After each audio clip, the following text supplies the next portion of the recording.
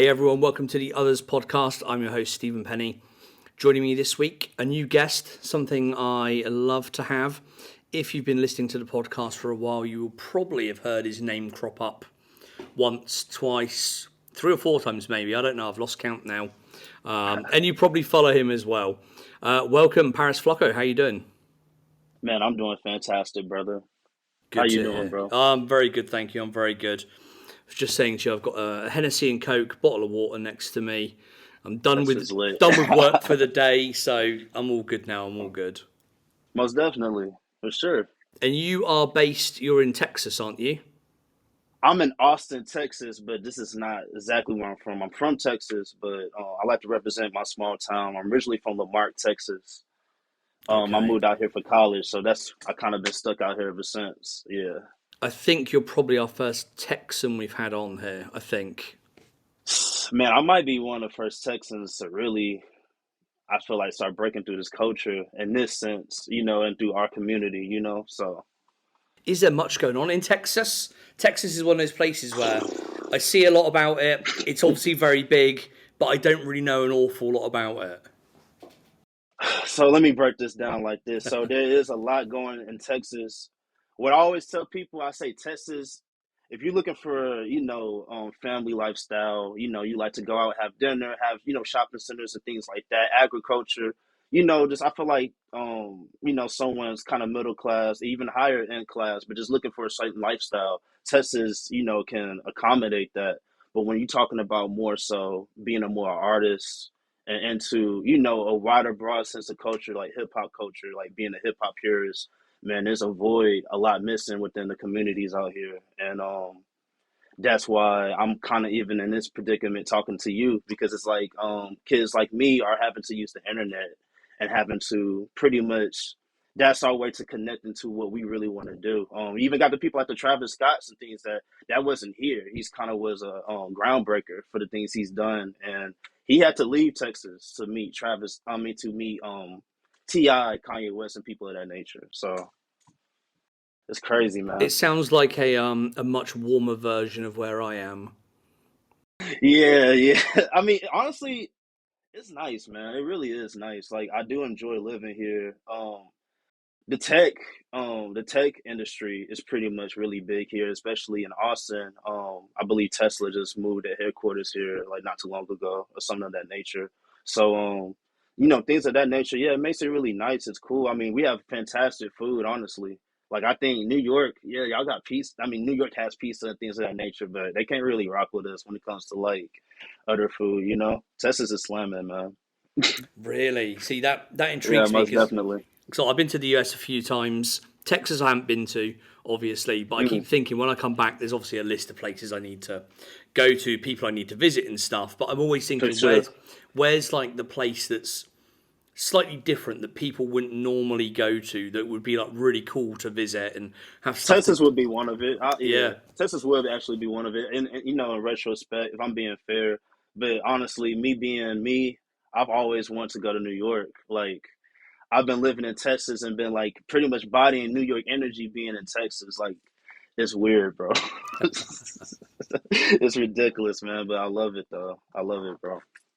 Nice. All right, let's get on to our track for today. Yes, Now, we're sir. circling back round. I think on the last kind of couple of podcasts, we've got up to 2010, maybe later. We've done stuff from like the Girl album and whatnot, so even after that. Yeah, yeah. I already know. Yep. But now we're going right back, and this is one that I left off the list originally because the original list was just focused on stuff where like Pharrell was obviously very prominent, where he may have actually had like a full Okay. verse on it, or it was a full N.E.R.D track itself, or a full Pharrell track. See But that? it hurt leaving this off the list because this is one of my favourite Neptunes tracks, and I really Wow, wanted that's wild. I an did not excuse expect to for you go to say back and that. like listen to it again. So we are going all the way back to 2001, and we are going back to "There She Goes" by Babyface. Woo. Now, you picked this one after I gave you a list. You were like, I can't do this list, but I've got one in mind. So why did you pick this one? Um, it's underrated, man. It's definitely one of those hidden gems. It's definitely one of those like if someone bring this up to me in a Neptunes conversation, it's like, okay, I know you're hip really to the Neptunes and you've done your studies, you know? And I think it sucks that sometimes, you know, Pharrell in certain interviews he may not elaborate on these songs, just of course of, you know, where they charted and things like that you already noticed. Even seeing how you bring up songs on your platform, you know, of course, like you just you hitting on the main Pharrell songs, the main songs that people can really go back to. But this be these songs, man, that's like, man, like you got to listen to this. If you appreciate this, you probably would most likely appreciate that. So, and I actually found this song later on, like through my Oh, really? journey So of you didn't listening. hear it at the time or anything? So I don't know if you know, bro. I'm 25. Oh, I feel Yeah. sick. So I'm born in '97, and like I don't want to go hard on this topic. We can come back to this, but I definitely want to break down like my relationship to Neptunes. I think it's very interesting and different from anyone who probably came on here and spoke because even people like Shots Out Sis Letters, they're a little bit older to where I listen to him. He's like, man, I remember I was, you know, 11 or 10, but I was there. You know, I wasn't there, bro. I was probably Yeah. 7 or 6 or something, you know. So I'm a weird case of in the newer era that we live in because of the music and everything. I'm one of these people that diverted from, you know, what's popular and went to the Neptunes era and found that in the search of looking for something new and different. And music that really connects to me that's not out on the radio, you know? It's good 'cause to me that kind of pays testament to the song itself, but also the Neptune's work of that time, where Hmm. it is Hmm. timeless because even people like It yourself really is. who weren't necessarily around at that time or a lot younger still gravitate back to it all these kind of years later. Most definitely. That's true. And it's part of it, of course, me being a musician as well. Me being I pride myself on being a student of the game, not just for real. I can really go down a list of people, just to note off some people like I'll Be Sure. I understand you know, a relation between the Isley brothers and Pharrell, how much that has been an influence in his music. So, you know, going down the rabbit hole and, you know, going down the loophole of music, you find these different things and you know, you can be able to connect to it. So, that's part of it as well. And that's due to the technology we have that, you know, back in 2001, unless someone's telling me I have a friend, I wouldn't have known. You know, I'm pretty sure in Yeah. Texas, if I was in 2001 in Texas, yeah, like Neptunes and that music, just East Coast music in general, that tempo and the BPM doesn't mesh well down here. So there's no way that I would have found out about that song, you know? Yeah. Let's do some quick track facts. So it was the lead Yeah. single from Babyface's album Face to Face. The single came out Wow. 19th of June 2001, as we said, and now I feel Mm. really old, seeing as I'm turning 40 this year. Man, that's what's up, bro. There's Oh, nothing wrong God. with that. That's a blessing, actually, man. There's some people that honestly I was blessed to make it to 25 because unfortunately there's literally people in my community that hasn't did that. So It's it's one a way to look, blessing, man, yeah, one to way to have look at it, life. definitely. And I definitely love, you know, wisdom. So you know, I think that's something to definitely be proud of for sure. Yeah, good way to look at it, good spin on it. Most deaf. This was, interestingly, the first single that Babyface had released that he hadn't actually produced himself. And obviously, Babyface been making music since what, the mid 70s, late 70s, I think. So this was the first Oh, see, single now to that's come something out, I didn't know. yeah, I that didn't know that. he hadn't produced himself. So again, paying testament to what the Neptunes were doing at that time, and the influence they are having, and people really taking that kind of leap of faith with them and putting Mm. their music in their hands. I do know that you know, Babyface did, you know, like he's kind of connected in that era with Teddy Riley as Yep, well. So I kind of always thought too. I mean, for me looking back, I've seen that connection as well. Especially kind of with the verses thing and how they had their verse off. You know, they obviously had chemistry, so it kind of felt like something that made sense. You know, for them. definitely, and I'm sure that's probably how this kind of came around as well, at Hmm. least partly with Teddy being involved at some point. The song itself didn't perform brilliantly, like you mentioned earlier. It is a very underrated track, and I feel that as well. It peaked at 31 in the US Billboard charts, and again, funnily enough, that was but despite Babyface's massive success before that and after it, that was his last ever top 40 entry back in Okay. 2001. As a kind of Oh, as obviously an artist in his own right. It got yeah. to number 10 on the Hot R&B Hip Hop Songs chart. And if you've seen the video, you will probably instantly be able to tell it's a Hype Williams video. It's Most very, deaf. very of that Hype Williams era It is, yeah. with the way it's kind of designed and shot and the lighting and the styling of it and everything. Classic Hype Williams. It wasn't. It's not like a groundbreaking. Like, oh, this is probably top UDC, but it's it does really pan to his formula and how he creates, and it gives you all of that. Like it's all there for sure. Yeah, definitely. It's not one of his like real over the top videos like some of the Missy ones and stuff like that. I think this is of that era when he started to tone it down a little bit. I think he still had videos just before this. I want to say with like Diddy and Mace, which were kind of a bit over the top in Oh yeah, the whole shiny suit type thing. yeah, But that era. this one was kind of really toned down. And I also noticed that rewatching the video, just in terms of the wardrobe as well, it's very kind of underrated. Obviously, the women in the videos aren't wearing much anyway, as you'd kind of expect. But Yeah, for the most part of it, Pharrell and Babyface are just wearing jeans and a vest, basically. yeah. And then there's some other shots where Babyface is wearing like a denim, I'm trying to. quite awful, I would say, denim sort of shirt with the sleeves cut off. And then Pharrell's got that classic, I would say, like N.E.R.D look of around that time with the white zip up jacket, the trucker hat, and then the Yeah. really what are now I feel really awful red wraparound sunglasses. They are not a good look. Oh man, yeah. Those was like I think, and I remember doing research on Pharrell and saying like around the time when him and Khalees was heavily working, that was the time where he was really getting introduced to the higher end fashion. Yeah. So you can kind of see where he went from the polos with Super Thug, and then he's kind of still having to skate a little bit. He's meshing it up, so he may have some Dior shades, he may have some, something of that nature, but he hasn't full on at this point yet. I don't think he met Nigo at this point, and hasn't went full on Babe, none of that Yeah. yet. So it was kind of like the him pretty much still trying to figure out. Also, too, I don't remember. I'm trying to think. I might be wrong, but does he have the stash on this one? This is Mustache P Yeah. era. Yeah. This is when he's in Yeah, his that's so real like crazy to me, man. It's ridiculous to me. Yeah, it's yeah, this is wild. his real kind of early rock star type moment, I feel, just when they were really starting to blow up. And like you say, hanging out with Khalees and people like that. Those glasses, I would probably say I can imagine Khalees wearing those, and in my head I've got an image of her wearing exactly the same glasses, and it Hmm. wouldn't surprise me if they are the same things. Probably so, bro.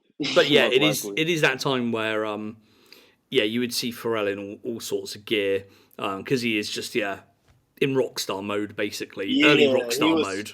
and like I said, I'm kind of part. I'm a little bit familiar with skate culture as well, and like, yeah, the shirts and the Zoo York t-shirts. Like you kind of seen that, but he'll wear like a Puma track suit or shirt, or something of that nature. So it's like not really to where it evolved to, not really so more cohesive in style, but still I feel like it's cool for me to see that he's wearing these brands and things earlier on, like just his attention to the streetwear culture that it had at that point. I think that's really interesting. Yeah, definitely. And I just want to go back quickly because there's probably a lot of people that listen to the podcast that are a lot younger than me. I think most people that listen to the podcast are a lot younger than me. And I will preface this by saying, and David as well, because in the last episode we were talking about how old we Shouts out both are. King, man. Shout out to King of Yeah, Creams as always. shouts out to King. But I just want to give some people some babyface facts because I think Got to. there's, as I say, he hasn't released an album since about 2015 now. This 2001 was his last kind of top 40 hit as an artist himself. So I don't think a lot of people really realise how influential and successful Babyface is. Tell And them. these are just very high level ones. He's had 26 number one hits that he's either written or produced. He's won 12 Grammys and ranked number 20 on NME's 50 greatest producers ever across all Whoa. genres, across all music. Yeah, yeah. He has worked with, if you go and look at his people out there, if you go and look at his discography and kind of all of the kind of credits of tracks he's been involved in, you'll see just some absolute bangers out there, and especially in the Oh kind of yeah, in the 90s and the sort of 80s and 90s, all yeah. the The kind of '90s more so. I'm familiar with more yeah, so. all Yeah. the kind of Whitney Houston stuff, all the Hmm. the Boys to Men stuff, which stayed at like Yeah. number one in the charts for like over a year or whatever The new those Jet tracks Swing did. era. Yeah. Yeah.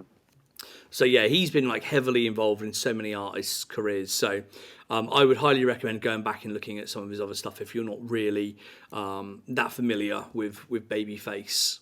For sure. No, I need to do some more research. Honestly, like I said, I'm familiar with some stuff that I feel like someone my age they'd be like, man, how you know this? But far as like going through each discography and the albums, like just even how you stayed that fat, I did not know that. I wouldn't have thought that, because he is such a phenomenal producer. I would have thought he, topped the charts later on in the years. But that's interesting to know.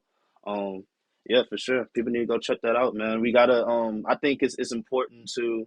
I know this is a Pharrell based podcast, but I think it's important to acknowledge the other people who have inspired Pharrell or just as great as Pharrell. I think that's Oh yeah, really most important. definitely. Yeah, it really paints the picture of what they do. I think really well, and you just kind of see on how significant he plays a part in the whole grand scheme of music. Not just this culture that we deem and everything he's done, but just when you see his work compared to these others and how it matches up, or sometimes top him, it's like, man, this is this is crazy. Like it's really great. It's crazy, man. Yeah, definitely. Yeah. So yeah, people go back and check Babyface out. Check out all of the stuff he's been involved in for sure. On this track as well, I also noticed I was looking through the credits. Somebody we mentioned a couple of podcasts back, backing vocals from Latrell Simmons again, Ooh, which is always like really interesting to me because obviously she went by the name Latrell back then. Obviously had did a lot of work with the Neptunes and stuff like that. But she is still a backing man, singer shouts for out Pharrell Latrell. nowadays. She's Yeah, known, I think, nowadays as Munchie. Munchie, Miss Munchie. Yeah, Yeah, she works as his, one of his tour backing singers, but also does a lot of backing tracks for work that the Neptunes do, that Pharrell does. You'll see her name everywhere on any kind of, Pharrell or Neptunes project. So again, I was reading some interviews with her from back then, from the early sort of 2000s, and really mm, interesting to hear how she kind of was working with Babyface and so many other artists, and how that linked into Pharrell and the Neptunes and stuff like that. So again, if you're not really aware of Latrell, or Munchie as she goes by now, then yeah, you should look up her credits as well. And if I remember, please look up I'll put a Latrell. link in the Please show do. notes. Yeah, please do. Man, that's crazy that you brought Latrell. Now, if I knew that was an option, I would have put that over Babyface respectfully. Man, I love Latrell tracks. My favorite track is Infatuated. Man, that track is crazy, bro. Like, it's so simple, but it's so like hypnotic and like just euphoric and ethereal with the chords and everything and how it works together. It's like, man, her voice is ridiculous. And shouts out to her as well on I wanna say is it Best Friend on In My Mind, right? She sings Star Trek. Could well be. Yeah, yeah. Yeah, like she's on there too, but she's not credited on a feature or anything like that. But yeah, she's on there singing on the In My Mind album, Star Trek at the end of the song. So no, she's fire, bro. Yeah, and I was reading the interview. She was talking about her unreleased album, that kind of never came out, that got scrapped, and Hmm. all the songs went to, It's on YouTube if you go look it yeah, up. Khalees and Hmm. Justin Timberlake got tracks from, that were meant to be for, for her. And I thought, oh, I wonder if I've got that in the archive somewhere, sitting on a hard drive somewhere. So I had a quick search, and there it was. So I listened to a few tracks Wow, last night quickly. What did I listen to? Is it Good Girl? I think it's called that's Good on Girl. there. It's on there. Yeah, House Yeah. Party. Yeah, ooh, house party. That video lit too. That video is crazy. Super 2000s, but it's like that futuristic 2000s of kind of their interpretation of what maybe 2015 would be, which is like, I don't know. It's really appealing to me even now. Like being a fan of like that era, it's crazy. Yeah, I would love to have like seen what would have happened to that project had it come out, or had it got a release and certain tracks hadn't gone to certain people and stuff like She that. definitely could have reached that Khalees status for sure, for sure. Yeah, for Definitely sure, had for that sure. potential, and some of those tracks were really really good. But it's interesting to see how her career has like evolved over the years, and how Yeah, she's here we doing are. great right now, Yeah, which is 20 I years love later, to see she's still that. working with with Pharrell. Yeah, I think Madonna as well. She does backup singing for Madonna as well. Actually, man, like I actually like I didn't like get to meet her face to face, but I think I might have DM'd her and like she I just kind of just told her my appreciation for her music and like she kind of I think she liked it and replied something back, which was cool. So it's just cool to see that that she's doing well and appreciate the people who appreciate her old work as well. That's kind of dope. Definitely. If anyone's got a direct link to Latrell, then do feel free to get in touch with her and tell her to jump on the podcast. We'd Oh love to have man, her on here one day. I would love to hear that. That would be awesome. Yeah. Anyway, we've digressed slightly. There she goes, Babyface, the video we were talking about. Yeah, yeah, It's in terms, as we mentioned earlier, in terms of the video itself. While it is a kind of a Hype Williams video, as you said, it is kind of quite a tame Hype Williams video. It's we don't have all, like as I mentioned, we don't have all the kind of shiny suit crazy stuff going on, all the crazy I effects mean, in his world, it's very whatnot. tasteful. Yeah. Yeah, it's very simply done. We've got that shot that gets used again, and I'm assuming this was in or built on a stage, and it's not green screen or anything. With all of it's kind of all of the lights are above them and Yeah. going back, which kind of look like speakers as well. I think that's probably the point, that they're meant to look like that, or maybe they are actually speakers. I don't know. We've got that kind of look to it, and then the kind of the typical Hype Williams panning shots and transitions with the kind of different parts of the screen and stuff like that. But yeah, a low key hype. Yeah, yeah, for sure. But like I said, I think it's definitely there to still appreciate, and I think it works. Especially too, it works well with the song. Especially with the Neptune song. It is. It's not.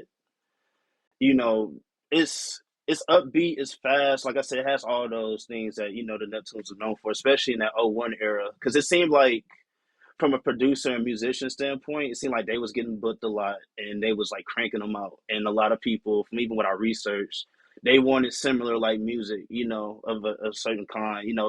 Ludacris did this, hey, I want this, or hey, I like this track here. Can you give me some of this nature? So, with that being said, it wasn't those tracks. So but it was a like of those tracks. So I just feel like it really panned well to what the music gave. It wasn't over the top. It didn't have to do too much to over conversate for the song. Which is a great director. Honestly, Yeah, definitely. that's what they And do. in terms of the track and the beat itself, I like the fact this has the kind of that typical kind of Neptune's sound of the time. But even to me, the beat is kind of stripped back versus a lot of the It stuff is. they were It doing of is. around that time as well. But that bridge is nice. I like that bridge Hmm. on there. That bridge is nice. I'm not gonna really. I don't want to over talk and put a sock in my mouth to say, oh, this is the top 10 one or nothing like that. But no, it's a really nice bridge for sure. It's definitely an underrated one. Yeah. Yeah, for sure. And I love the kind of the first hook, like the key change into the first hook on there as well. Yeah. Really nice, so well done. An understated kind of performance from Pharrell as well, who kind of does backing vocals and then is also on Yeah. the Nice. last hook, I want to say, perhaps he does it. And Hmm. then obviously all the ad libs and weird breathy Kind of like noises in a the beat. break in between one of the parts. He's like, yeah, and then he goes back into like a verse, which, yeah, I love those ideas, man. I wish more people in music today did that. Just having different sections to music. I think it's really awesome. This is the sort of track when I don't like the conversation like, oh, I wish the Neptunes made stuff like they used to make, because obviously Nah, no, because it's still they still got some stuff now. Yeah. yeah, but this is if they were to ever kind of make a track and they were like, right, we want to do something for this artist, whoever it may be, and we want to go back to like the early 2000s. This is one I wish they made something sounding like this. If I could pick Mm. almost anything, this would I be wouldn't one be of those mad at it ones. at all. Yeah. I would not be mad. Yeah, that's dope. And I love in this as well, like I say, that the beat is kind of quite a simplistic beat, versus other kind of Neptune's beats of the time. But I love that kind of it's a Wurlitzer they have on the track. The old kind of Austrian, German, whatever it is, electric piano Yeah, I that love gives it. those. which you wouldn't think would work in like an R&B or hip hop type song, but it fits so well. And obviously they manipulate it in certain ways, Yeah, but yeah. it still sounds so good on that beat. It sounds brilliant. Yeah, and just add on that point, I mean, that just goes to show, Shad and Pharrell and cohesion of, the type of chord progressions they like to pertain to. Because I even learned from being a musician and kind of taking some notes out of their book. When you use certain chords, man, it literally any instrument you can work with.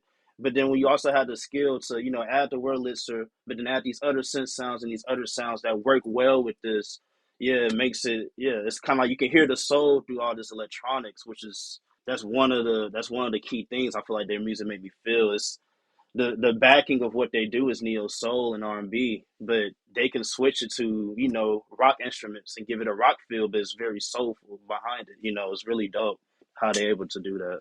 What else did I have on the track? I think that was all of my notes that I had. Anything else specific you want to kind of bring up around this one? No, I think we really hit on all of them. Like I said, I really just want people to know, Hype Williams video that I felt like, even if you go on YouTube, Hype Williams, someone curate like a Hype Williams playlist and it's in there, but you have to really go through there. But it's not, like I said, it's not the top 10 thing you would see. It's not screaming at you.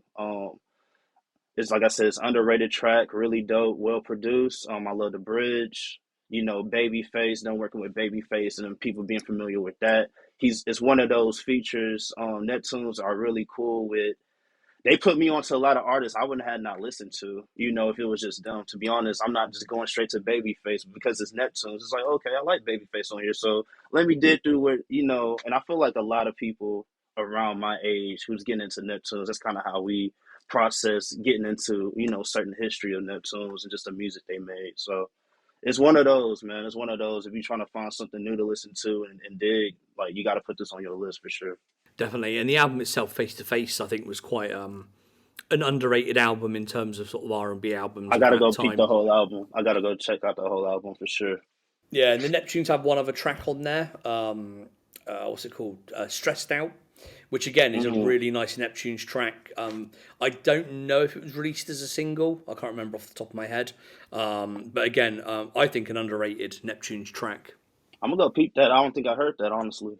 Check that one out as well. For sure, for sure. I will also in the show notes put a link to obviously all the YouTube videos and pages and whatnot, but also a really good live version I found of this from 2001. It is god Mm. awful quality, but it's a really nice video. Babyface playing it live, Babyface actually playing the guitar as well Woo. That's as he fire. does the song on stage. So yeah, you can check that out as well. Definitely gonna peep that. That's the track. Let's get into some news. Obviously, we've not been away all that long, so there's not too much news. Although we've had a few Pharrell bits and pieces the last few days. Let me try and work through some of these. So let's start with some BBC news. A few bits of news actually. Mm. BBC EU. They had their I think fourth drop of the new ice cream stuff. That came out a couple of days back. We're recording this on Monday the 24th. So I think they came out Friday. I had to jump on there and grab a new Cone Man crew neck. They released the OG Cone Man design. So I had to grab one of those. That came earlier Yeah. on today, Hmm. actually. 'Cause I I love ain't that mad at that. original Cone Man design. Do I have it here somewhere? I'm looking for it and I'm recording a podcast. No one else can see this, obviously. It's all good, brother. There we go. I'll show it off to the camera. There we For go. sure. Yeah, that's what I envision in my head. Yeah. I ain't Yeah, mad at so that. the original Super Cone OG. Man logo on the front of a crew neck. I love that design, love that logo, so I had to Yeah, grab that. anytime, I see some stuff that's kind of reminiscent of the OG designs that's new and it really plays it to it well, yeah, I go ahead and grab that. You can't be mad at that. And Yeah, I'm a definitely. person, I lean a little bit more towards the we're gonna keep it OG and none of it at all. But yeah, stuff like that, man. I gotta go pick that up. So I ain't mad Yeah, at that. a lot of the recent stuff I've only been buying things where they're using some of the the OG logos and stuff. So I think from drop one or two, I got Cones and Bones crew neck and a couple other bits when I was in London as well. So yeah, they're doing some good stuff. Reimagining the original ice cream kind of designs and logos. So shout out Ross and everyone else at BBC EU doing some good stuff there. We also saw on Thursday or Friday, a BBC Casetify collaboration. I did see that. Yeah, so Those are sick. if you're not aware, Casetify are, a large creator of mobile phone accessories, predominantly cases. They do a lot of collaborations with artists, whether that's in the art world or music or wherever. They've done a couple of BBC ones previously, which I missed out on. So for this one, I had to grab a few things. So I think out of the 10 or 12 products that came out, I grabbed, what did I grab? 3 of the MagSafe wallets for an iPhone. So there's one with the Cone Man again, there's one with the astronaut head, and I think I got the Diamond and Dollars one. And then I also got an Apple Watch band as well with the space camo design on it, which I'm a big fan of. They also did one of the, I think a waffle print watch band, and then they did a load of cases and laptop MacBook cases as well. They did do a Starfield one. Anyone that knows me knows I'm a sucker for the Starfield pattern and design. So I did even debate buying a new MacBook just so I could buy the case. But luckily, my old head prevailed, and I realised that was one of the most ridiculous ideas I've ever had. So I quite quickly stopped myself at just the 4 items for now. Another one that got announced today, well, teased yesterday and announced today, is BBC collaboration with Overtime, who make, I believe it's just some kind of basketball wear they make. And BBC are putting on a basketball match of some kind, from what I've seen, where you can go and you can also get exclusive accessories and clothing at the event, at the basketball match. But they're also going to be selling in the store 3 basketball, I guess you guys call them jerseys, don't you? With the matching shorts. There is a Diamond and Dollars pattern. There is a space camo pattern in a slightly different colour, more of an orangey tone. And then there is also a Starfield pattern one. I don't wear anything basketball related, but I'm going to be buying that no matter what, just because it looks amazing. Yeah, I like the Starfield for sure. You're wearing a BBC shirt there as well, I can see. Yes, sir. Anything you've kind of recently picked up, anything you've seen of recent times that you do like? If we're gonna go, let me go with BBC. Last time I got anything new from BBC, to be honest, was the New York trip to King of Creams at the Takeover. Yeah, I got a couple of stuff from there. I got about like 5 tees from there, including this one. More so kind of like what I said earlier, more so stuff that I seen that was like OG designs, so something like this, and it's New York, plays off the, OG BBC, so I had to Yeah. get that one. Yeah, as far as BBC, but I've been really getting deep into like just getting to my vape stuff, man. Like just like, and not even like necessarily hoodies or like the shirts, but like more so um kind of like accessories. So like bait belt buckles. I just ordered some bait glasses that's coming in the mail tomorrow actually. That like I never seen from like Nego era. So just like I don't know, I really love diving into that. The albums even too. Like I just got the Nego Bape Sounds album not too Yeah. long ago. Yeah, so stuff like that with the original packaging.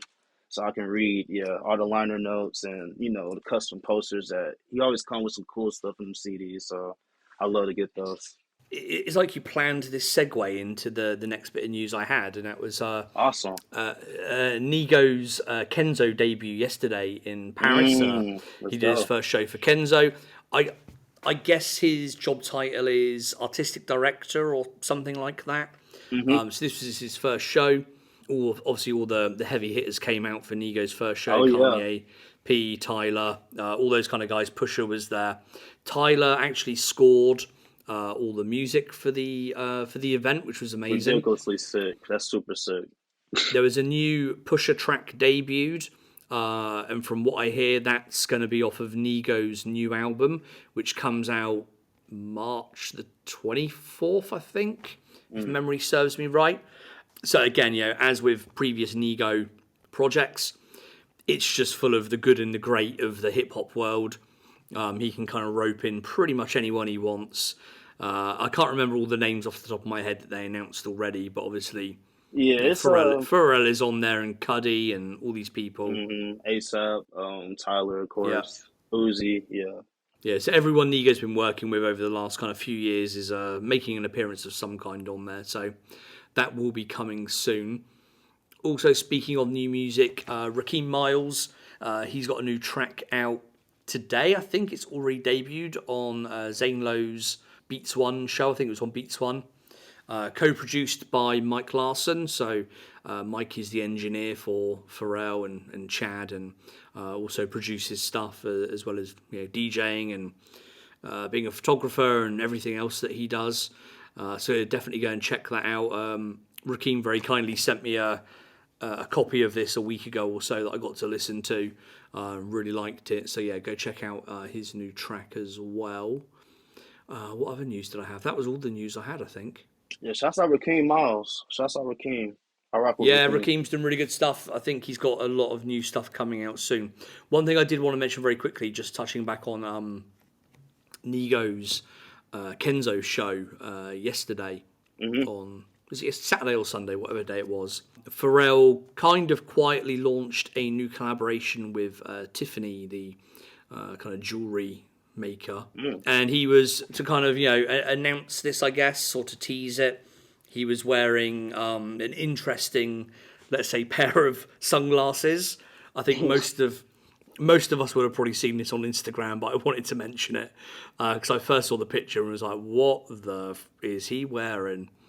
So if you haven't seen Did I them, see the picture? I don't know if oh, I've seen the you picture. need to get on Instagram pretty Yeah. quick and look at this. I don't think I've seen the picture. Yeah, not of that. I've seen everything about Kenzo, but I don't know about that one. So they are some almond-shaped glasses, or the Hmm. lenses are almond-shaped, with diamonds going all the way around each lens on the frame, and then Dang, I I want to say forgot. it's a ruby, I think, on each kind of temple, and then the rest of the glasses are made out of like 18 karat gold. They're one of those things where I look at them and my first immediate thought is that's one of the most ridiculous things I've ever seen in my life. It looks so dumb. But then as I see more Yeah. pictures, it's just like Pharrell can just pull that off. Yeah, man, this He can dude, pull off he's a anything. wizard, bro. He a Yeah. wizard, man. Like he just, yeah, no, it's, yeah. That's why I'm like, the more you start to describe it, I'm like, I mean, I can kind of see a picture of it, maybe that paint it better, but I mean, no, it sounds pretty crazy and over top, something that he can pull off, but it doesn't sound like we can do it. Yeah, for sure. If I wore any glasses, even ones that weren't covered in diamonds, that were just that shape, it would. I I'm don't not know the mad at shape the of it. diamonds though, No, well, no, personally. it's a nice addition. Obviously, if you Yeah, can do for it, you sure, do it. for But sure. I sort of think the shape of the glasses just makes me think of like a 1950s or 60s school teacher kind of look. I don't know if that's where the influence comes from, but that's the I kind of really thought vibe you the was gonna vibe I say something get. totally different from that. Like, like that really just went like left to me. Well, I mean, due to the 1960s things, like on that point, I mean, I do know like when you look at like human made and a lot of things that they have been wearing, it has been kind of if you're into fashion, it There's a lot has of been. vintage throwbacks, yeah, and Yeah, they've been references. kind of going to the 1950s, 60s, that era of dressing. So that's not really, yeah. I guess I'm not surprised, man. It's like at this point, he do what he do. I'm proud of him. I'm proud of Nigo and what they're doing. I mean, it's yeah. I mean, I think like many people on this podcast have said, I think on months of other topics y'all talked about, with all these things they do in this new year, we could sit here and talk about, man, I wish this, or I missed the old stuff, and we can go down memory lane. But it's really there's not many people in the industry at all who can last this long, and it seems like they're going up new levels and reaching new boundaries, breaking new ground. They're still really doing what they was doing back in the day. They really are, and that's amazing. It's really teaching us how to grow. What Yeah, to do after you reach that youth. What to do after you have made millions of dollars, this that, and the other. You had the success. You reached that pinnacle. But it's like how to keep on moving forward. And I think there's not many people in this industry showing us that, especially for musicians. So it's something to commend and really honor and admire for sure. definitely. And if you, I'm going to hold up to the camera again, people listening. just just do whatever you need to do for a minute. But I don't know if you can. Okay, now I did see those. See, no, Yeah, I yeah. didn't. Okay, I'm not mad at those. Yeah, I'm not mad at that. I ain't See, mad in at that this at all. image with Pharrell that we're looking at, that Pharrell posted, they don't look too bad. I'll give him They that. don't. They don't. But there were some images I saw them and I was just like, what the are Yeah, those? yeah. That's kind of expected. Yeah, for dramatic effect, maybe the angling and the perspective of the camera they're getting and really making it look like the super vibrant and probably big and bold. But just him chilling like that, sitting up. Like if I see him, like that's for real. I'm not even noticing. Oh, what's that on his face? It's like man, it's for real. Like Yeah, yeah. that's him being him. But It's yeah, fire. like we say, he can pull off anything. He's at that Yeah, that's stage what in he his life do. where, yeah, He's he the could wear wizard, anything and it looks good. So the wizard, man. damn Literally. him. What else did we have to talk about? Let's talk For about you no, for a bit. let's do it. Let's do it. Let's do it, man. I love to talk about me at times. I guess I'll open the floor up to you. Like, tell me and everyone else, like, kind of what you've got going on, what we should be looking out for. Um, so first off, I guess I'll let people know what I got going on. So, first and foremost, I am a musician. I'm a rapper, artist, producer. I started producing my own music and projects. Paris Flacko is, of course, my Instagram, but Paris Flacko is the brand. I'm currently a business owner with Paris Flacko. So, with that being said, I don't put music out on like Apple Music or anything of that nature. I have my website and I've been distributing my music that way, creating revenue for myself. On the other end, as far as what I do for this culture, I've started this thing, Tokyo Milk Shop. It really started as me selling clothes, and it grew to the way I was selling clothes. It was like I wasn't just buying things and just trying to just get it out there to make a profit.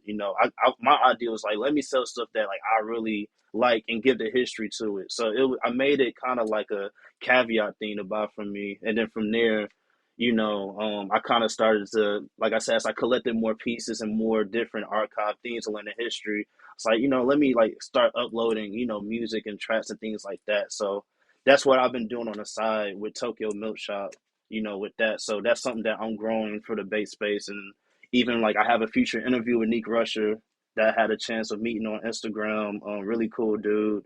And we can kind of dive in and kind of discover some of the history on Nico's Bape album, which is really interesting. So that's just like kind of main stuff that I got going on for now. Um, a lot of people may also know me from King of Creams and producing for his YouTube channel as well. That really, I feel like, to be honest, that's kind of like my cosign in this space on the real. If we're gonna keep it all the way 100, like that's yeah, man. That I don't want to really go too much into that, man. But just say, man, that dude's my brother. He's an amazing person. Like it's really truly been like a life changing experience meeting him. Honestly, it's crazy, man. Seriously. Yeah, shout out Dave if Shout you out know Dave. Dave, if you're friends with Dave, then yeah, you'll he'll put you on. He'll put you in his videos. He'll invite you to his house and throw pairs of ice creams at your head. He'll do anything for you. Yeah, he will, bro. He will, bro. He's like I said, he's always there for me, man. I appreciate that, man. Like, I don't want to, make it a whole I love Dave session, but that's my boy. He know what it is, man. Shouts out King of Creams, man. To be fair, if we made it a whole I Love Dave session, he would love it. Yeah, for sure. No, I mean, he deserved it. Honestly, I wouldn't be mad. I wouldn't be sad to do it, bro. I'll do it. And we should also say, yeah, he put a new video out the other day since our last podcast, which was what was it? It was like top 10 of 2020 or something like that. Top 10 of 2021. Yes, sir. That's God, yeah, I can't remember what year it is now. Jesus, 2021. Yes. Which I scored all the music for, So all those instruments you're hearing, yeah, and I play everything. I use samples at times, but honestly, for the most part, I learned music theory and I learned chord progressions. I started really getting heavily into that like 3 years ago. So not to try to like brag on myself, but I kind of fastly learned and was able to create like very high quality music, and that was something that he took notice to, and me scoring his video is kind of like a leading direction of really what I want to do ultimately as an artist, which is score film TV. So that's why, like, hearing Tyler doing what he's doing for Kenzo, that stuff definitely gives me inspiration. And like I said, I pay attention to these things because they're paving the way and they're showing me the blueprint on how to do this myself. So King giving me that, that little push to do that and giving me opportunity to do that on the scale of his YouTube videos, which is an honor. Man, it means a lot to me, man. So definitely go check those videos out. And it's the shoes he's talking about is so sick, it's dope. He's very informational with the content. I mean the edits, everything. I mean, it's really just phenomenal work. I think it's really Yeah, something people should I've look got to at. say, I said this on the last podcast when I was chatting to Dave, but yeah, he's upped his own game as well. Yeah, Definitely over man. the last year or two, in terms of what he's putting out.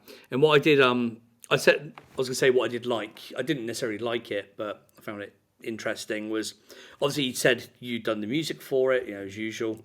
So I put the video on the other day on the big TV, turned the volume up so obviously I can hear all the music and stuff as well. And one of the first things that starts playing in the video is a sample of me. And Yeah, yeah, that that's threw me dope. a little bit. It's really That dope. confused me. I was like, "Am I watching the right thing? What's going on here?" So yeah, so that came from our last podcast. So that was a little bit strange, but yeah, shout out to Dave for putting me in there as well.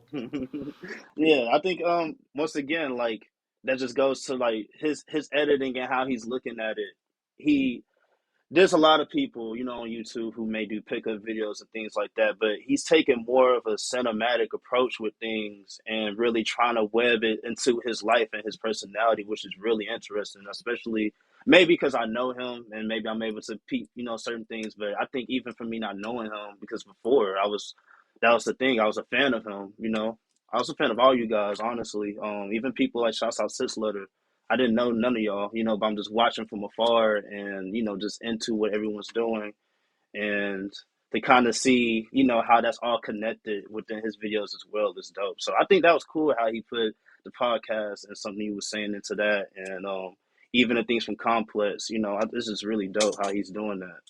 And on some marketing tip for people who's business minded, I think that's a really great way of keeping the content alive. Like, Yeah, you don't just put out one thing and just let that be it, and then you put out an Instagram post, people like it, comment, and kind of let it die out. But with him doing the YouTube content, he's able to revamp the hype of what he's done, or just put notice onto things that he's doing consistently through the videos, which is really smart and it works, within the video. So definitely. And what I also really like, again, we don't want to turn this into a I Love Dave podcast. for sure. Again, but like I say, he probably will love it if we do. But what I really like is these videos. They're when I first linked up with him years, 5 years ago, or whatever it was, or more than that now, we were talking about doing content together, and we did a few videos and whatnot. It was obviously all very BBC ice cream focused. But for those that don't know Dave as well as we do, he is also a massive collector of many other things aside from ice creams, including Jordan and stuff like that, and Yeezys and Exactly. whatnot. So his video and his content, is really expanding into those areas as well. It's not just all ice cream focused or all BBC ice cream focused. There's a lot of stuff in there in terms of like Yeezy stuff and Jordan stuff, whatever else he may have. So that's really good to see as well. Exactly, expanding it, and that may put notice to people who may come there for the Yeezys. Now they're seeing about these ice creams. What are those? Or I didn't know this much about the shoe, and yeah, I think that's awesome. I definitely would like, if you don't mind, I would definitely love to go into like the New York trip from my perspective. I know that y'all talked Oh about yeah, it the last, but I think it'll be interesting to give my perspective from being there. definitely. Yeah, yeah. For 'Cause sure. I was really gutted that I missed that. Like, if we'd been able to travel and all that sort of thing, I'd have been over there to see that Yeah, just and for the it was day kind of for also sure. a thing too, where it was like, I think it was kind of up in the air about the event at one point as well. Just like the timing and everything. So, because even like how I got up there was really like last minute, bro. But yeah, just kind of going to that. That was pretty sick. Like I said, he told me like about the event pretty much like short notice, and I kind of had already been prepped to kind of want to go up there. So that was my first time in New York, first of all, for me. So, and my first time traveling out of Texas, period.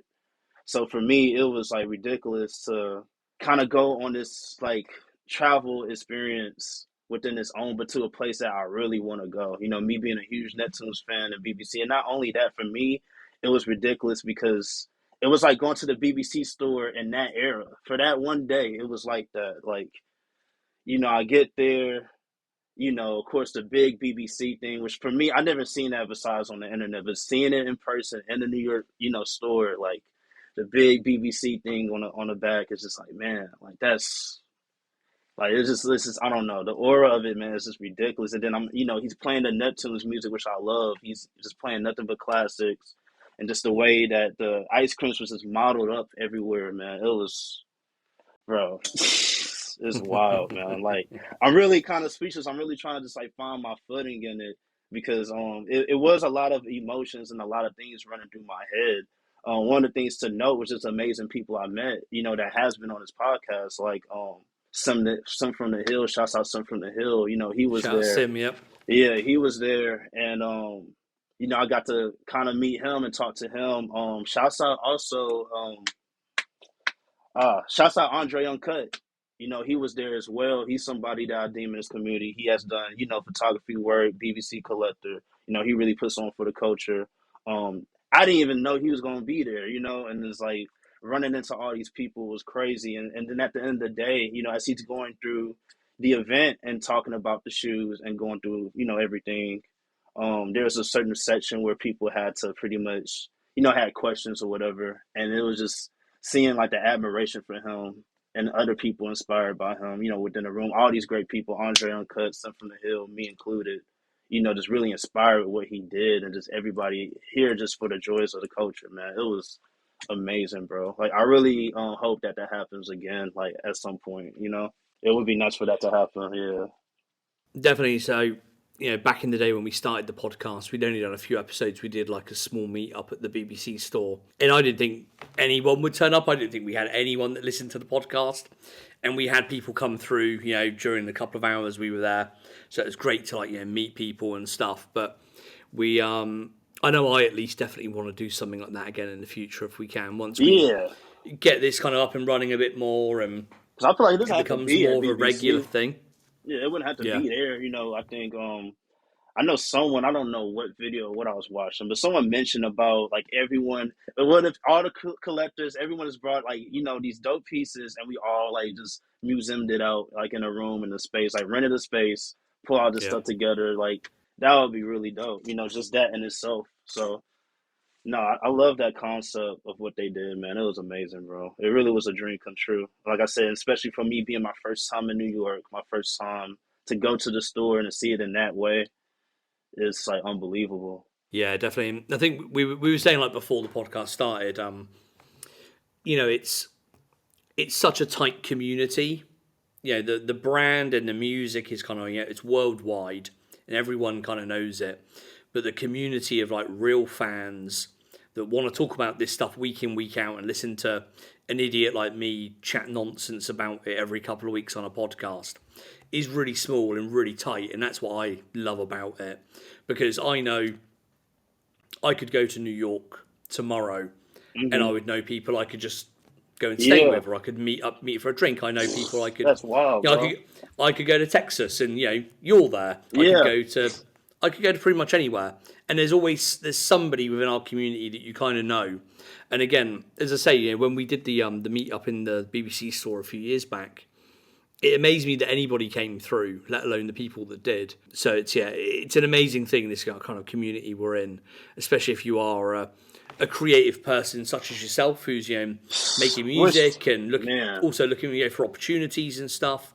Yeah, we're all kind of there to support each other, and that's what I kind of love about it. And that's why, you know, I've jumped back on the podcast and trying to start to do it more which, regularly because it's mhm. important to, you know, not just me but a lot of other people out there. Which kind of segue to the point that I want to kind of dive into earlier because this kind of connects to my troubles of me growing up as like a young artist and finding my way through this medium. And it's kind of like so for me, like I said, I was born in '97, right? My teenage years and me being in high school was like 2014 to like 2015. I mean, I'm sorry, not 2014, 2015, more like 2012 to 2015, whatever. So like that era, like Migos is popping. Chief Keef is huge. I can even say like in the underground scene, Soldier Boy. Like this was like the stuff that kind of emerged. ASAP Rocky, Tyler the Creator was kind of came out at that time. Matt Miller for that type of rap, but trap rap was like huge. Like it was really infectious, and I've kind of through my generation kind of seen like the rise of the trap music and the different variations of it, from the Gucci Mans to the Waka Flocka to the Migos to kind of what we have today. And I was kind of, I don't know, man. I'm definitely a weird kid. Like I grew up in the hood to where that was predominantly that was what's going on. Like I grew up in pretty much a poor community, definitely crime ridden, drug infested.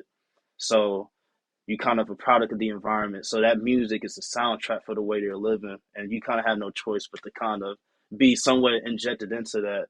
But behind closed doors, I was listening to rock music. I was watching MTV and into skateboarding and just into just different cultures and just a different way of thinking. So it wasn't until I got to like college, I did South by Southwest for the first time actually, and I opened for Playboy Cardi and Lil Yachty. And that kind of showed me like, man, I can really do this music thing. I got deeper into that of making that type of music. At the time, kind of like new wave trap. I was kind of on the post of something new because at this time, this is 2015. Lil Yachty and Playboy Cardi's like, they're not signed yet, but they have like huge internet buzz, like millions of views and things like that. But to be honest, I kind of, long story short, I did this event with Lyrical Lemonade and I won. It was like a freestyle contest. You win for like $500. This was at another South by Southwest event in Austin. I won a contest. I was supposed to be promised an interview, and it never came about. For whatever reason, I don't know, man. But it kind of, I'm not gonna lie, put me in like this weird place to where I started to reflect on where I was at as an artist at this song. What am I chasing? Like, what am I doing? What do my music mean? And that kind of took me time like to dial back and like let me kind of find myself. So I kind of left Instagram, I left Twitter, I left social media. Like the people who was around, I kind of backed off a little bit, and I don't know, man. I was just listening to different kinds of music, and I started wandering on like the '06 for real.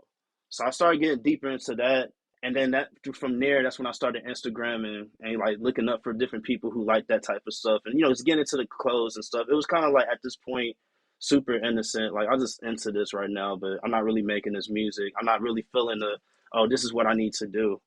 But through time, it started to really translate to my life, and the messages within the music really started to shape my mind, and it made me look at the trap era and what they was doing. It's not to sit and say, "Oh, let me just disband this." It's just like there's something missing here, Like especially in today's music, a lot of rappers talk about flexing and I got this and I do this better than you, and this is different. Y'all ain't doing this, but it's like, dude, this is really different. You know what I'm saying? Like the Neptunes and that music, not just the Neptunes, but just early 2000s, the 90s, just super musical music out of that era. It really spoke to me, and I really like got deep into that. And I just started like I said earlier, I started digging deeper through the history, finding new songs, really just educate myself on the game of the Neptunes and what they did and just music.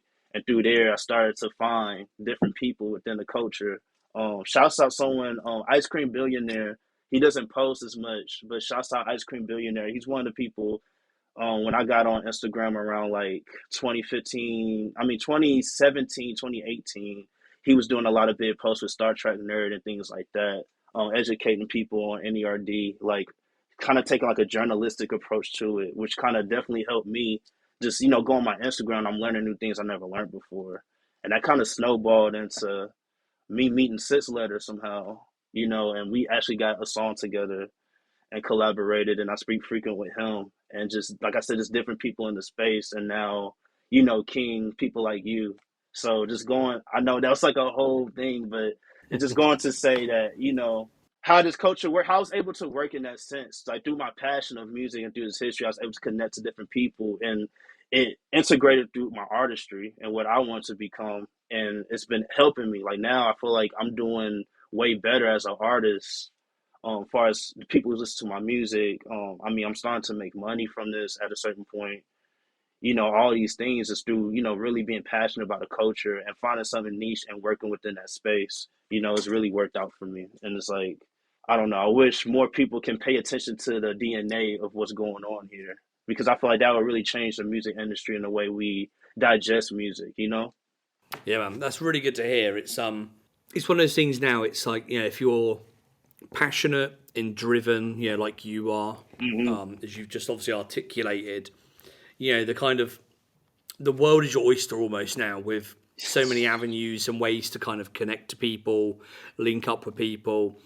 You can DM people now and get in touch with them and open the conversation that way, as opposed to years ago you'd have to find a phone number, or go through an agent or a PR person or whatever it might be. Hmm. Now we have that kind of direct contact with people, so it's like it's great to see people like yourself really utilizing that and driving that forward, and as you say, making yourself better as well and improving constantly. Yeah, I mean, it's really been a journey, man. It's still going. Like I said, it's still elevating this year. I mean, I'm looking at some really big things happening for me this year. I have a lot of projects to drop. Man, I'm stashed with beats, man. Like I'm like a beataholic, bro. Like I make so many tracks, it's like ridiculous. And I'm just steady learning and elevating. I mean, it's the way I started to make tracks once again from the Neptunes and learning their DNA. It really changed the way I looked at music, and it pushed me to learn the piano and learn music theory and things of that nature. That's a skill that at the end of the day, if I don't put out an album at all, I live in Austin, Texas. I can just go live show and just play and make like hundreds of dollars live at night, just playing probably the same chords all night, the same 4-part chords because I learned this skill, through a culture that kind of motivated me to learn this skill.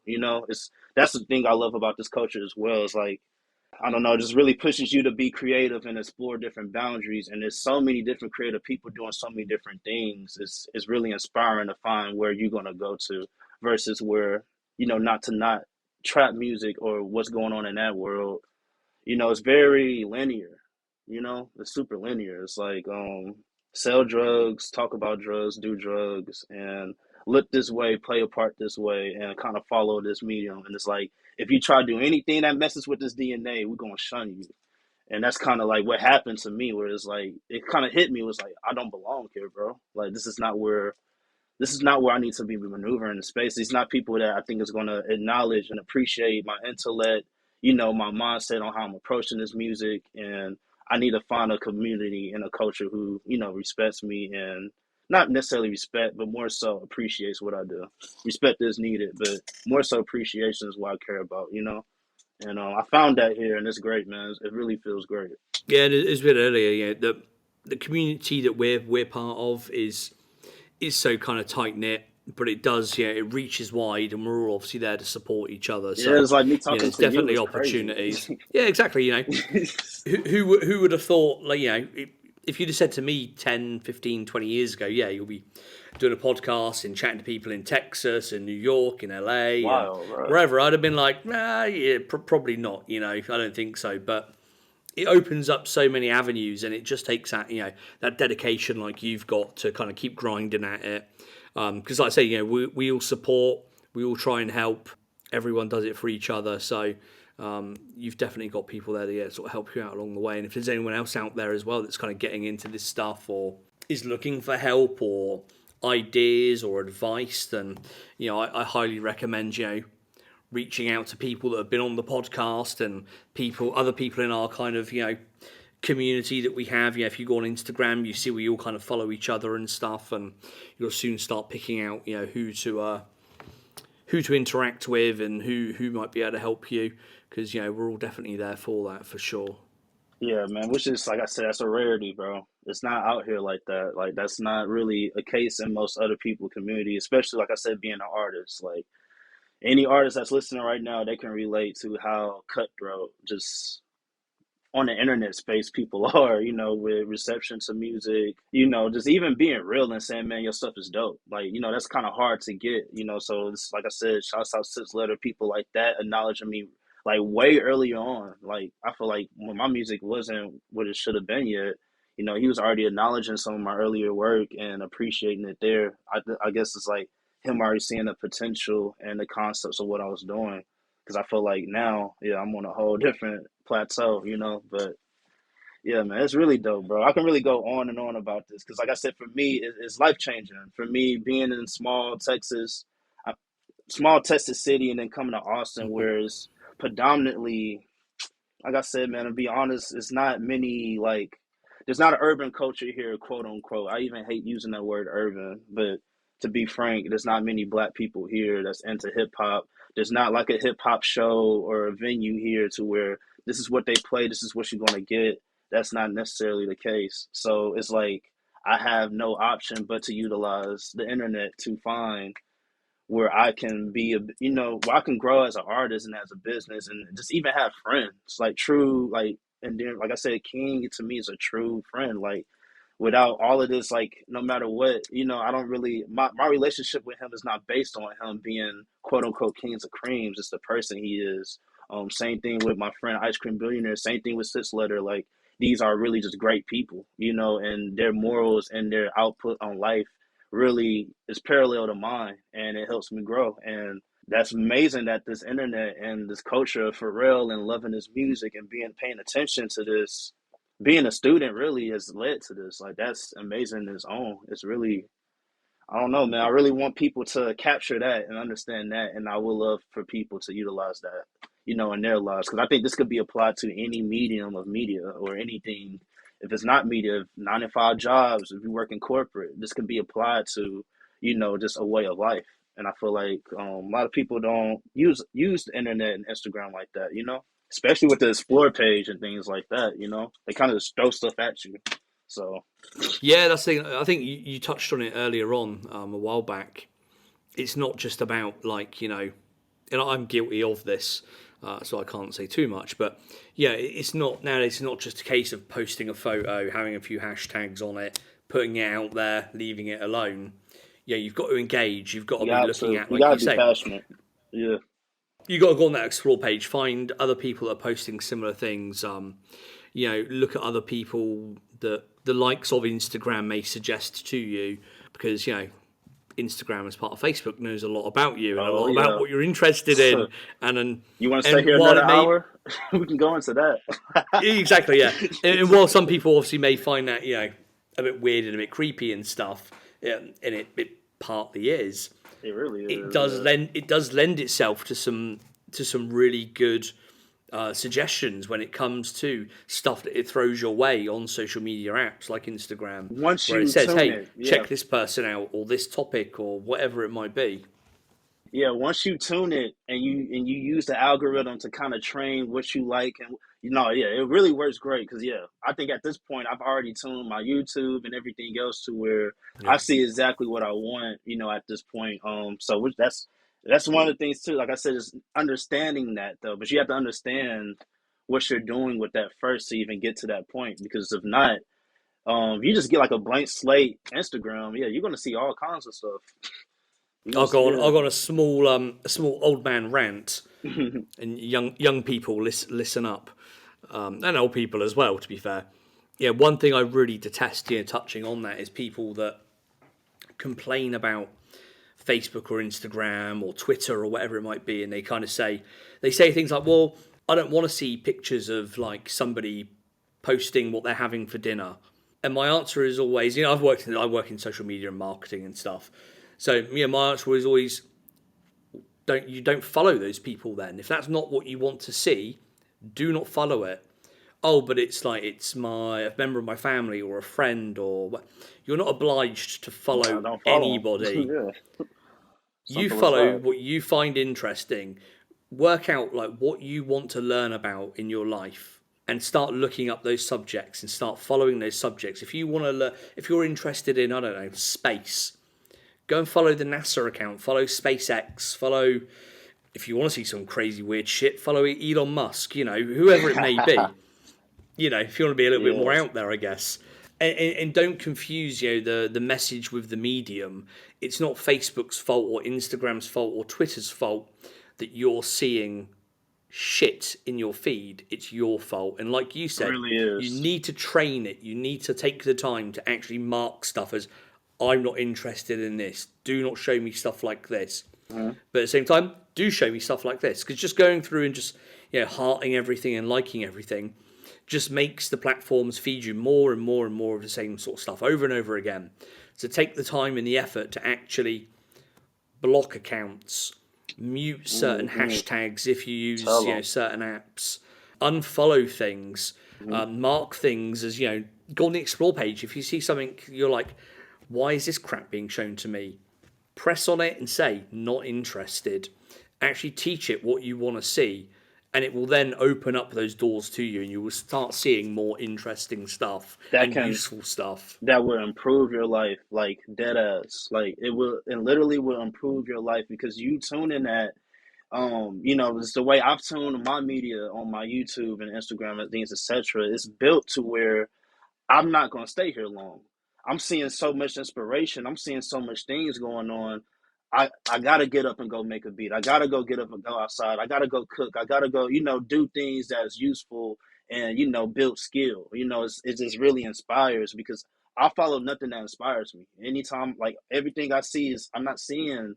Like I said, like a lot of these new rappers, for me personally, they're trying to market to me.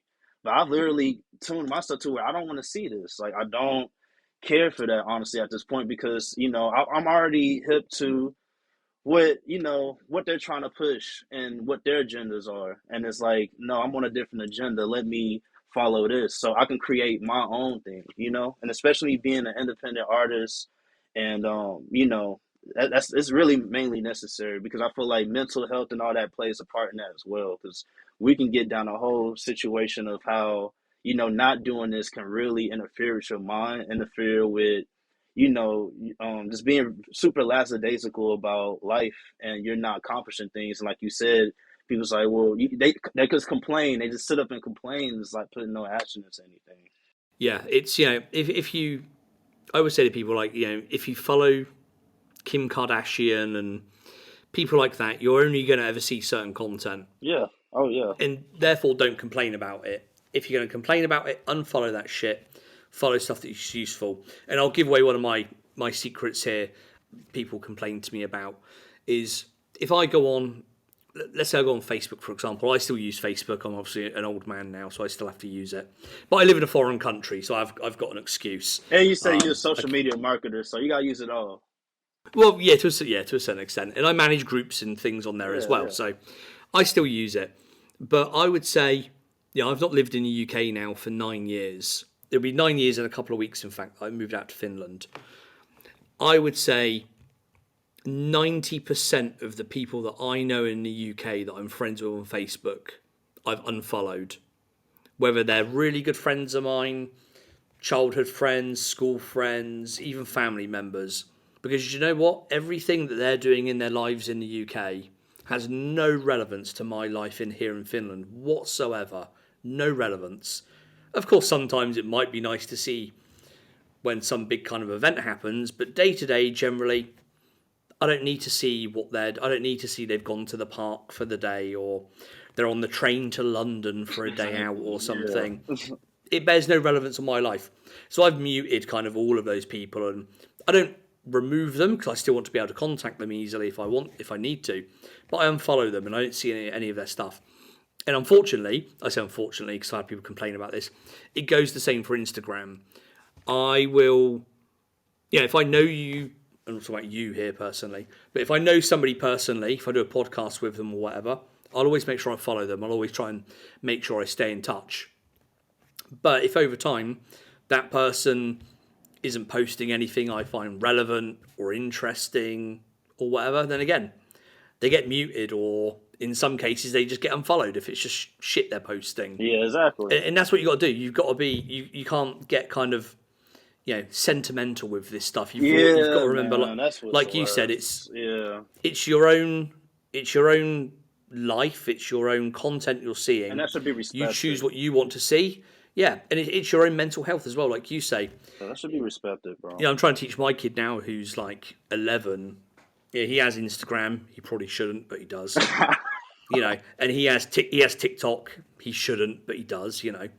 But we have to have these conversations about who you follow, why you follow them, and who you don't follow, and why you don't follow them. And if someone is just posting rubbish, even if it's your best friend from school that I you love see that every word. day, you just unfollow them. You just unfollow. You just be done with it and move Yeah, on and man. get on with your own life and worry about your own shit. I agree. Yeah, I hate that. Like I said, and really, all these things go down to the morality and the principality of a person. Because me, for instance, like how you mentioned, you follow me, but now we have numbers. So if I really want to check in on you, I'm gonna text you. I'm gonna keep in touch with you. Just the same thing with Exactly. my family. Is like I'm not obligated to follow you guys and your endeavors, or even if you don't have any endeavors, because 9 times out of 10 that's the case. You're just posting, yeah, food and look at my outfit today. That of course you look good. I love Yeah. you, mom, but I don't really care for that, right now. So it's just like yeah, it's just like I said, it's just weird how people it's weird on how like they take on this virtual reality and get personal about that, but then in real life you don't even treat me with respect, or like you're not looking at like I'm here. Like you so caught up in mad about do I follow you, but it's like in real life you right here in my face. Like that what matters. Like that doesn't like this virtual world doesn't this is not for us to interact. Me that's real friends with people, like yeah, if my Instagram goes down tomorrow, I'm gonna still have King's number. I'm gonna still have all these people's number, and I mean that's because we have a real relationship. Like, yeah, that's it's crazy how people, yeah, like I said, it's a thing, man. And another thing too, I'll add on. It's always great to detox. I feel like at a certain point, like, and this have Hmm. to be like super long periods, but just kind of like get away from it, put it down, leave it alone, go outside, and just kind of really feel just the world and the life and appreciate that. Because I think also for me, when I've done it, it put things in perspective. Because even as an artist, I'm not gonna lie and say that me being Paris Flacco, I like Coors, and I'm making this different type of music that's not necessarily, what the radio is gonna hear. Is not the music I'm making is not panning towards, excuse me, on the top 100.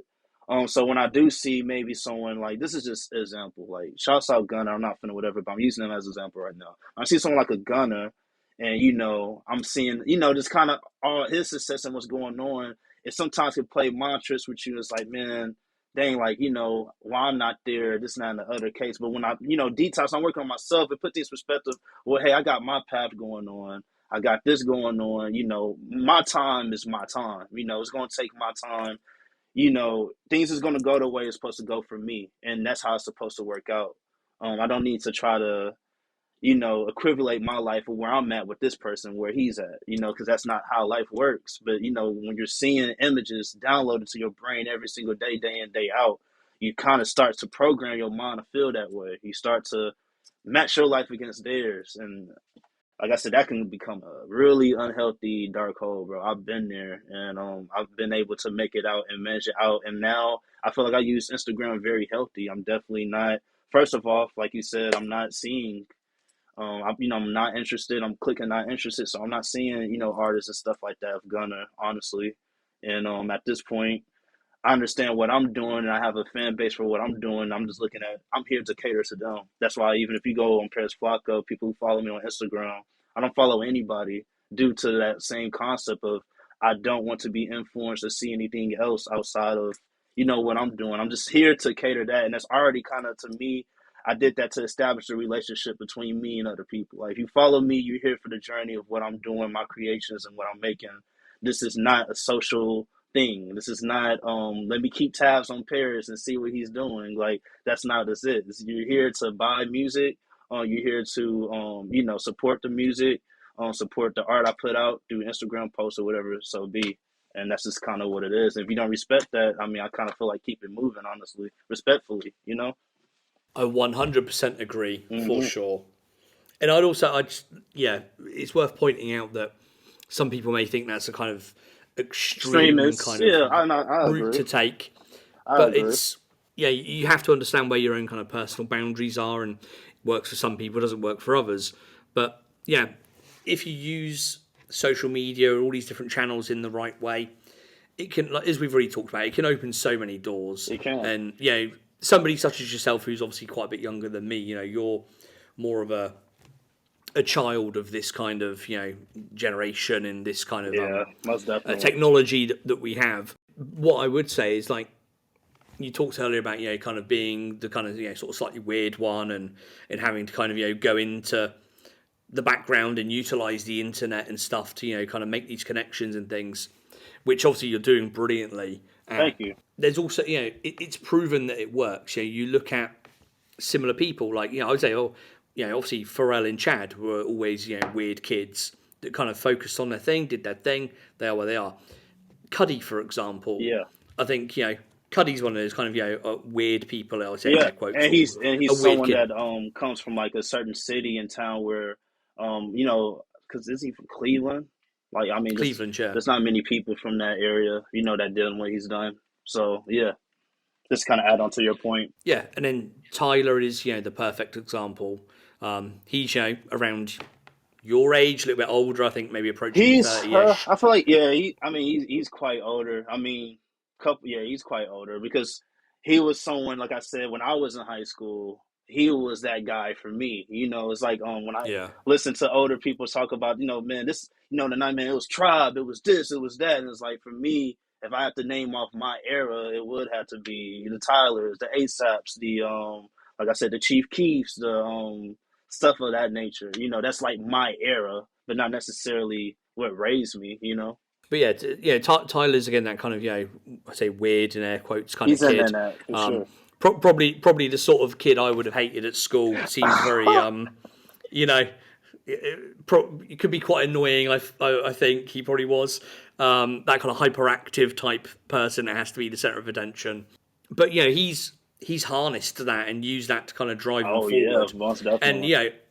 and he knew back in the day how to kind of utilize social media to kind of expand his audience, how to use all these online platforms to get his music out there before they had deals and things with Yeah, Odd Future and everything. And like you say, look at him now. He's scoring fashion shows in bro, Paris for Nego. I'd be so You jealous. know, I'm not gonna even lie, bro. I love Tyler. Shouts out Tyler, but I'd be like, man, that should be me. Like, damn, dude. one day, But man, one no, day, it one is. day. It's just like once again, I'm super competitive. Like, I'm not gonna shy away from me saying that because I mean that with all respect and all goodness in my heart. It's just that yeah, like he's a person. Like I said, man, he's literally just checking off the boxes of all my dreams and things that I've once accomplished or things that I think about.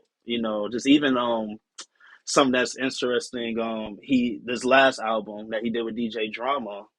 So on a small scale, what I was doing, I did a mixtape with DJ Nick from ASAP Mob. He works with ASAP and Marino Infantry, a New York based DJ that I linked up with. But I kind of wanted that DJ Drama Gangsta Grills kind of air thing on it. So I wanted him to scream. Like I literally booked him to come down to Austin, like scream on the mic, like talk super braggadocious, like just that feel of it, and this like hearing the things he was naming off on his influences, talking about like Young Jeezy and of course the Pharrell prequel mistape, and just I'm like man, I'm already doing it. Like that's crazy. Like just it's just stuff like that where it's like um one side, yeah, I'm jealous. I'm like, man, dang, like, shit, like how, I need to do that. But another side is like, hold up. He's showing me how to maneuver with this idea and take it further, and take it to where it can really be acknowledged and appreciated. And when you do something like that, you inspire people and you show people, something that they may have never seen, which is in the grand scheme of music and what we call art and just this culture. That's what you want. Like you want new people to know. You want people to get nerds about it just as much as we do. That may just find out Nicktoons today. You want them maybe over the years to somewhat acquire at least 50% of the knowledge through just their fandom and their appreciation of it. Like there's nothing wrong with that. So yeah, man, it's really amazing that we do have the people like Tyler and things like that kind of have shown us this. Especially being like a Nicktoons fan. Like I think he's really like the one who showed you how to be a fan but not be like a carbon copy 2.0 for real. Like, Yeah.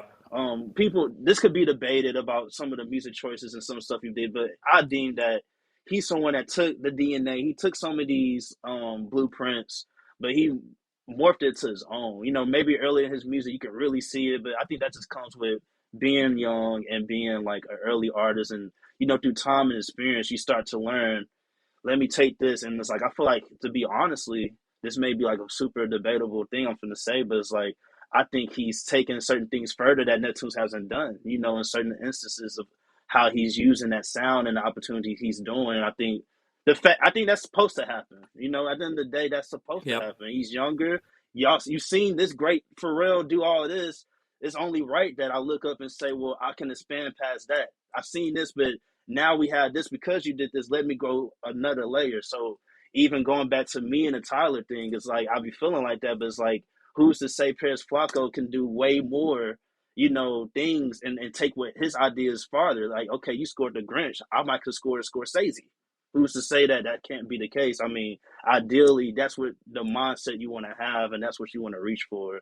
And I would want the person who looks at the Paris Flacco to have that same mindset. Okay, Paris did this, but now I'm gonna go up another level because I studied you and I've seen the line of influence, but now I'm gonna add on to that. And I think that's what this music do, man. That's what this culture do, and that's what this is about for me. Nothing else, really, man. Wholeheartedly agree. For sure, man. I don't went off, bro. Stop. No, that's good. This is great. This is what we want in the podcast. It's this is what people always say they love about the podcast. It's great that we chat about the music and the latest drops, but they want to hear people's thoughts and opinions and understand how they're working and what they can kind of aspire to be and all this kind of thing as well. So it's great to obviously have you on here and Man, hear about your dude, story, your journey so far, because it's quite clear that there's still a lot of this journey to go as well. most So definitely. it's great for me, for David, for everyone listening to kind of be able to kind of in some way be involved in that and to be able to watch you and hopefully Wow. help support you as well. As the years kind of go by. Like I said to me, man, like I'm gonna do this one last time and I'm gonna just stop. It's just like I said, I just have to elaborate one more time on how first of all, I appreciate you for letting me be on here. It's an honor being able to be on a podcast. But it's more so an honor for you to say that and think that about me, man. It's crazy because, like I said, I was from the outside in. Like I said, in the early ages of me learning about the Pharrell and kind of gearing up my bag of knowledge to where if I was to ever approach a Stephen Penny or a King, I can say something intriguing to these people that would show that not only am I a fan of what y'all guys do and I'm watching, but I have something to add on to this space as well. Um, so it's a trip to me because it's like it's to me, you may not be rich or nothing like that, but I deem y'all like it's like very influential people, and very thought provoking people, and for me, I just want to be around that. So to the fact that like I said, just in S amount of time, I've been able to get on here and have the opportunity to be on this platform to, like I said, work with King, not just one video. I mean, if y'all go down King's videos, man, I've been doing that for months at this point. Scoring his videos and having the opportunity to go to New York and like I said, rubbing elbows with Six Letter. Like we have songs that we're gonna eventually put out. It's just more so the marketing and like the planning and really waiting for the when the time is right. Things of that nature that, like I said, like even him, like I remember putting in like who's the artist who talks about Vapor who do this, and he's one of the first people who popped up. So I was looking like you know this is kind of competition, or but in the sense of I need to get with this guy, because it's like I need to be able to maneuver in this space. But like I said, it's all love, man. It's like it's crazy, man. This is really dope, bro. So it's really a blessing to be on here. It's a blessing to be in this community. And like I said earlier, I really hope that people take the DNA of what's going on here and how we interacting with each other and apply it to different mediums of life, because I think that's really at the end of the day what needs to be taken away from all of this. It's not about the glorification of the music or the fashion aspect of things like that. You don't need to feel like you need to be these people to do that either. You don't feel like you need to be a musician or you need to be a collector and spend all this money and cash out, and live above your means. I think you just need to be able to encapsulate, just the basis and the fundamentals of what's going on here and like just the passion. And if you apply this passion that even I'm showcasing now to anything that you want to do, I guarantee you success. I guarantee you're gonna be successful. For sure, for sure. Wise words, wise words, Hmm. and I appreciate the comments as well. Most definitely, man. let's wrap it up there. I think Yeah, we could probably talk for quite a bit longer. we could. But I think let's do this again at some point soon. It'd be Man, great to have you back on as well, dude, it's especially when you've been working on some more stuff. We'll be able to catch up and talk about that as well. man, That'd it be would be really a good. great honor again, bro. I'm ready to do it, and I'm ready to go deeper into some of the history on some of these other Neptunes tracks, and maybe bring up another hidden gem, and maybe bring some other alarming news to people. So yeah, bro, I'm looking forward to it. All right, I'll tell you what. I'll leave that in your hands. Once you come up with that hidden gem, hit me up, and we'll do it. Let's do it We'll for sure, surprise some man. people. Good stuff. Cool. Everyone out there listening, a quick update for you. I was meant to mention this earlier and I completely forgot.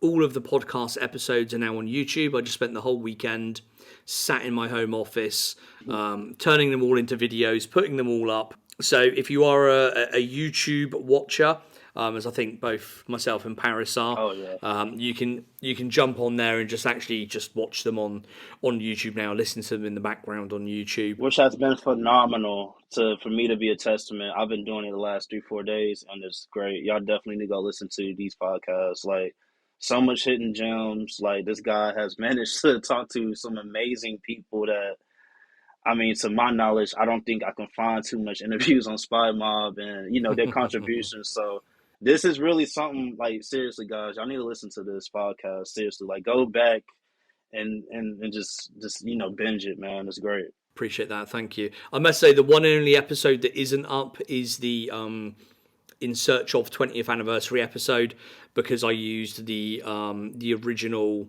In Search of intro in the track and it got copyright claimed straight away and taken down. But hopefully I've challenged that, so we'll be back online soon. But yes, if you're a YouTube watcher or listener, then head over there. I'll put a link in the show notes. You can find everything else to do with the podcast at theothers.net, including all of the links and whatnot. If you just want all the social links, go to linktree/others podcast. You can find me at Steve R. Penny on pretty much all of the platforms. Paris, where can everybody find you? Give us your information. Yeah, man. Paris Flacko, everything. Instagram, Twitter, TikTok. Definitely follow me on TikTok. I'm going hard on that right now. I'm going on there now. I don't really use TikTok.